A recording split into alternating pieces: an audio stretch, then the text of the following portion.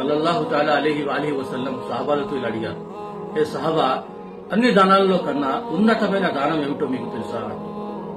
ఒక సహాబీ లేచి, యా రసూలుల్లాహ్ సల్లల్లాహు అలైహి వసల్లం, పేదవాడికి ఇవ్వడం అన్నారు. ప్రవక్త గారు కాదు అన్నారు. మరి ఇంకొక వ్యక్తి లేచి, యా రసూలుల్లాహ్ బాటసారులకు ఇవ్వడం అన్నారు. ప్రవక్త గారు కాదు అన్నారు.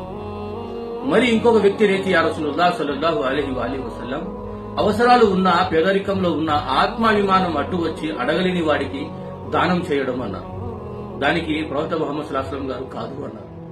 మరి ఇంకొక వ్యక్తి లేచి, యా రసూలుల్లాహ్ సల్లల్లాహు అలైహి వసల్లం, అల్లాహ్ మార్గంలో, అల్లాహ్ ధర్మం గురించి యుద్ధం చేసే వీరులకు ఇవ్వడం అన్నారు.